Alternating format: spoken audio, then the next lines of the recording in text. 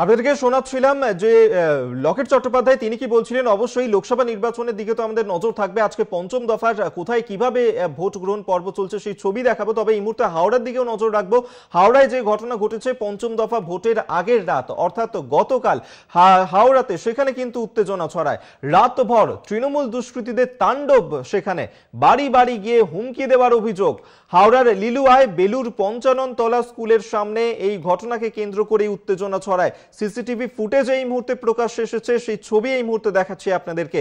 আরো বিস্তারিত জানবো। এই মুহূর্তে আমাদের সঙ্গে টেলিফোনে রয়েছেন প্রতিনিধি জগন্নাথ সামন্ত। জগন্নাথ, ঠিক কি ঘটনা ঘটেছে? হুমকি দেওয়ার অভিযোগ উঠছে দুষ্কৃতীদের বিরুদ্ধে। একেবারে তুমি ঠিক বলেছো। সিসিটিভি ফুটেজে সেই চিত্র পরিষ্কার হচ্ছে যে হাওড়ায় বিভিন্ন জায়গায় দুষ্কৃতীদের তাণ্ডব, বাইক বাহিনীর একটা তাণ্ডব চলছে এবং সিসিটিভি ফুটেজে সেটা পরিষ্কার হচ্ছে। নতুন পল্লী লিলুয়া যে অঞ্চল আছে সেই অঞ্চলে বাইক বাহিনী তাণ্ডব চালায়। তার পাশাপাশি এখানে দেখা যাচ্ছে যে বেলুর পঞ্চাননতলা স্কুলের সামনে বাড়ি বাড়ি ফ্ল্যাট গিয়ে ঢুকে, বহুতল বিল্ডিং এ ঢুকে গিয়ে ডাকা হচ্ছে, ডেকে হুমকি দেওয়া হচ্ছে আপনারা আগামী দিন ভোট দিতে যাবেন না, বাড়ির মধ্যেই থাকবে। বিভিন্ন কটূক্তি এবং ভয় দেখানোর অভিযোগ আসছে এবং সেই অভিযোগও নির্বাচন কমিশনের তরফ করা হয়েছে যে রাতভর ভোটারদের ভয় দেখানো, বহুতল বিল্ডিং এ গিয়ে দুষ্কৃতীদের তাণ্ডব এবং তৃণমূল আশ্রিত দুষ্কৃতীদের দিকে অভিযোগ এলেও অস্বীকার করছে তৃণমূল নেতৃত্ব যে এই ঘটনা তারা কোনোভাবেই যুক্ত নয়। তবে আরেকটি ঘটনা ঘটে গোলাবাড়ি শালকিয়া, এখানে সিপিএম এর পার্টি অফিস ভাঙচুর করা হয়, চেয়ার টেবিল ছিল ওখানে ভাঙচুর করা হয়েছে।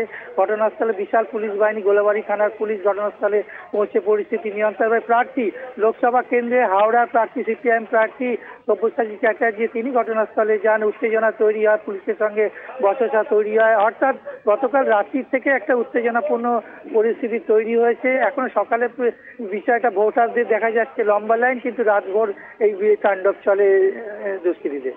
জগন্নাথ, যে ছবি আমরা দেখতে পাচ্ছি যে সেখানে সিসিটিভি ফুটেজে যেমনটা দেখা যাচ্ছে যে বেশ কয়েকজন সেখানে জড়ো হয়েছেন এবং নিজেদের মধ্যেই তর্কাতর্কি চলছে, বচসা চলছে। এই যে যে দুষ্কৃতীদের বিরুদ্ধে অভিযোগ উঠছে যে তারা বাড়ি বাড়ি গিয়ে হুমকি দিয়েছেন এলাকার মানুষজনকে, এই দুষ্কৃতীরা কারা? দেখো, একে অপরের দিকে অভিযোগ আনছে। সিপিএম এর তরফ থেকে অভিযোগ আনা হয়েছে এটা তৃণমূল আশ্রিত দুষ্কৃতীরা বাইক নিয়ে তারা ফ্ল্যাটে ফ্ল্যাটে গিয়ে, বহুতল বিল্ডিং এ গিয়ে তারা ভোটের ভয় দেখাচ্ছে। পাল্টা দেখা যাচ্ছে তৃণমূল কংগ্রেসের তরফ থেকে যেটা বলছে যে তাদের কোনো লোকই নেই, তারা এই ঘটনায় আসেনি, তারা সারা বছর উন্নয়নের কাজে ব্যস্ত, এরকম কোনো হুমকির ঘটনা ঘটেনি। তবে তোমাকে বলে রাখি, যে অঞ্চলে ঘটনাগুলো ঘটছে সেই অঞ্চলে এর আগেও বিধায়ক গৌতম চৌধুরীকে দেখা গেছিল, সিসিটিভি ফুটেজে দেখা গেছিল যে বহুতল বিল্ডিং এর মানুষজনকে হুমকি দেওয়ার ছবি প্রকাশ্যে এসেছিল। আমরা কলকাতা টিভিতে দেখিয়েছিলাম। সেই সূত্র ধরেই সিপিএম এর দাবি যে এখানে তৃণমূল আশ্রিত দুষ্কৃতীরা এই ঘটনা ঘটিয়েছে, সারা রাত তাণ্ডব চলেছে। তবে পুরোপুরি অস্বীকার করেছে তৃণমূল যে এই ঘটনার সঙ্গে তারা কোনোভাবেই যুক্ত নয়। তারা এই সিপিএম এবং বিভিন্নভাবে তারা তাণ্ডবের ছবি বের করে তারা বোঝাতে চাইছে যে তৃণমূল আশ্রিত দুষ্কৃতীরা এই ঘটনা ঘটাচ্ছে। পুরো অস্বীকার করেছে তৃণমূল নেতৃত্ব। বেশ, জগন্নাথ তুমি আমাদের সঙ্গে থাকো।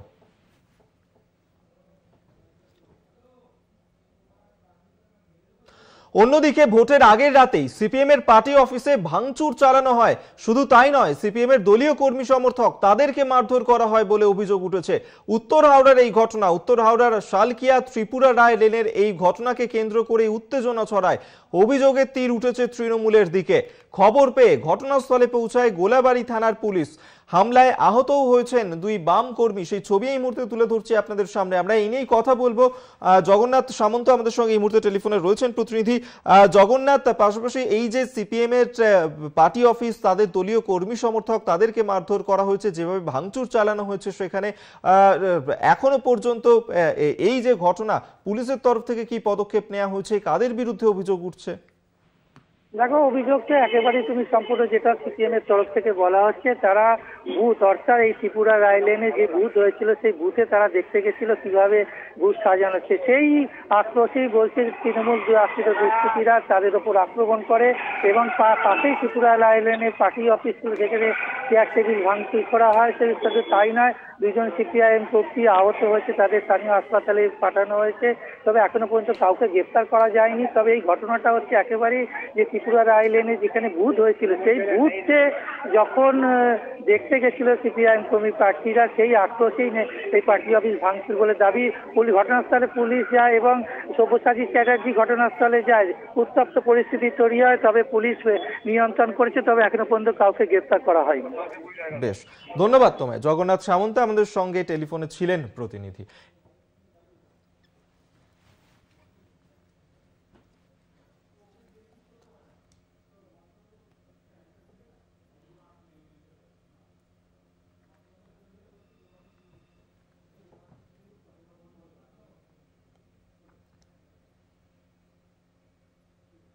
এই মুহূর্তে আমরা নজর রাখবো লোকসভা নির্বাচনের দিকে। আজকে পশ্চিমবঙ্গের 7টা লোকসভা কেন্দ্রে সেখানে নির্বাচন হতে চলেছে। সকাল 7টা থেকে ভোট গ্রহণ পর্ব শুরু হবে।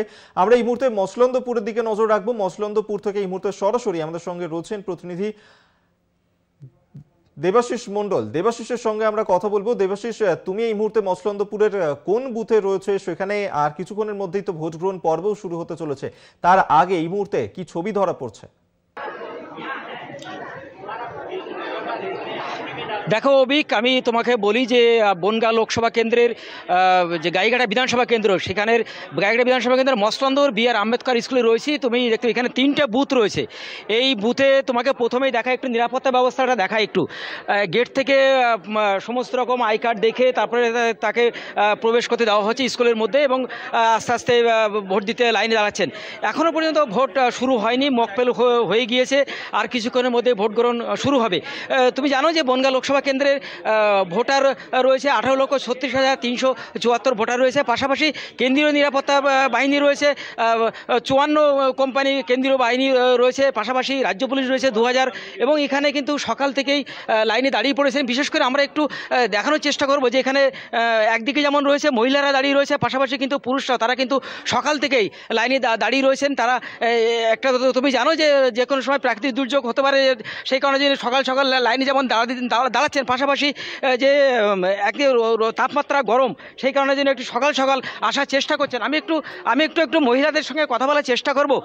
একটু মহিলাদের সঙ্গে কথা বলা। দিদি, আপনি এই এত সকাল সকাল ভোট দিতে এলেন কেন? প্রচুর গরম, তাই।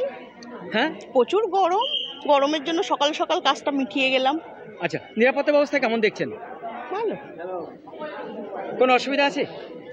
একদম অভিক, তুমি শুনলে যে একদম যারা ভোট দিতে এসছেন যে মহিলারা, তারা কিন্তু সকাল সকাল তারা লাইনে দাঁড়িয়েছেন। যেহেতু প্রচুর গরম রয়েছে, সেই কারণের জন্যই সকাল থেকে তারা লাইনে দাঁড়িয়েছেন। তুমি দেখতে পাচ্ছ যে প্রচুর ভিড় রয়েছে, এবং তারা এখনও পর্যন্ত ভোট গ্রহণ শুরু হয়নি। আর কিছুক্ষণের মধ্যে ভোট গ্রহণ শুরু হয়ে যাবে। একদিকে রয়েছে কেন্দ্রীয় বাহিনী রয়েছে, পাশাপাশি রাজ্য পুলিশ রয়েছে। তারা সমস্ত রকম ক্ষতি দেখছেন। গেট থেকে তার আই কার্ড দেখিয়ে তাকে প্রবেশ করতে দেওয়া হয়েছে। পাশাপাশি তারপরে স্কুলে এসে যে বুথ রয়েছে, এখানে 3টে বুথ রয়েছে, সেই 3টে বুথে কিন্তু প্রচুর লাইন রয়েছে। তুমি দেখতে পাচ্ছ যে কয়েকশো লোক ইতিমধ্যে কিন্তু লাইনে দাঁড়িয়ে পড়েছেন, এবং যাতে কোনো অসুবিধা না হয় সেই কারণের জন্য তারা কিন্তু সকাল সকাল এসে লাইনে দাঁড়িয়েছেন। আমি একটু নতুন ভোটার যারা রয়েছে, কম বয়স ভোটার, তুমি কি এবার নতুন ভোটার? না, আমি আগে দিয়েছি। এত সকালে ভোট দিতে এসছে কেন? এমনি সকাল সকাল হলে তাড়াতাড়ি হয়ে যায়, ভিড়ে গরমে, তাই জন্য। কোন রকম সমস্যাও হতে পারে, ঝামেলাও তো হতে পারে। ঝামেলা হতে পারে, হয়তো সব জায়গায় শুনি। তারপরে কি ঝামেলা হয় না, এখানে না হোক, আশেপাশে রাস্তায় বাড়িতে যাবার পথেও তো হতে পারে না, হয়তো শুনি, সেই জন্য। সকাল সকাল ভোট দিয়ে তারা কিন্তু বাড়ি ফিরে যেতে চান, এবং যদি কখনো কোনো রকম ঝামেলা হয় তাহলে সেই ঝামেলার আগে তারা ফিরে। যদিও ঝামেলা হওয়ার কোনো রকম সম্ভাবনা এখানে নেই, কেননা কেন্দ্রীয় বাহিনী যেমন রয়েছে, পাশাপাশি কিন্তু রাজ্য পুলিশ রয়েছে। তুমি জানো যে 55 কোম্পানি কেন্দ্রীয় বাহিনী রয়েছে টোটাল বনগাঁ মহকুমাতে, বনগাঁ লোকসভা কেন্দ্রে। পাশাপাশি রাজ্য পুলিশ রয়েছে 2000। এবং এখানে যাতে কোনো রকম নিরাপত্তা বিঘ্নিত না হয় সেই কারণে পেট্টাপোল সীমান্ত সিল করে দেওয়া হয়েছে 72 ঘন্টা আগে।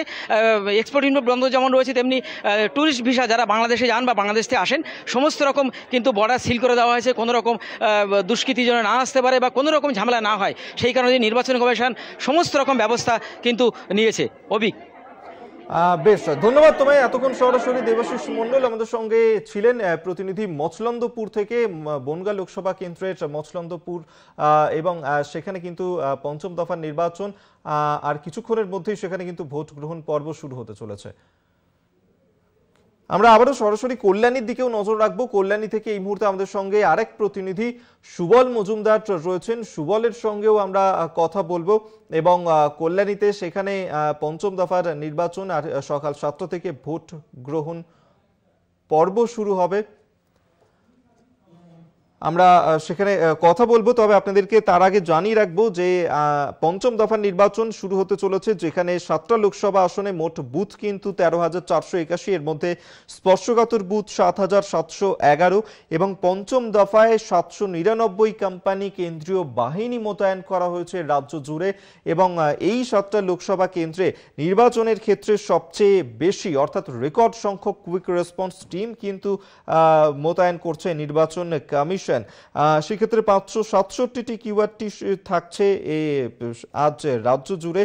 এবং যাতে কোনো রকম কোথাও অশান্তির ঘটনা ঘটে, অপ্রীতিকর কোনো পরিস্থিতির সৃষ্টি না হয়, সেদিকে কিন্তু কড়া নজর থাকছে নির্বাচন কমিশনের।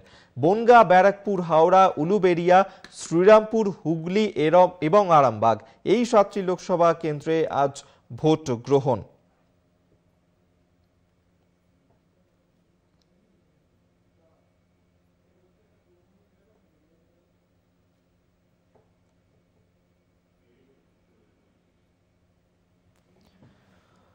পঞ্চম দফার ভোটে অশান্তি এড়াতে রাজ্যে কেন্দ্রীয় বাহিনীর সংখ্যা বাড়িয়েছে নির্বাচন কমিশন। রেকর্ড সংখ্যক কুইক রেসপন্স টিম থাকছে এবং দেশের 8টি রাজ্যের 49টি আসনে ভোট গ্রহণ। রাজ্যের 7টি লোকসভা আসনে আজ ভোট গ্রহণ।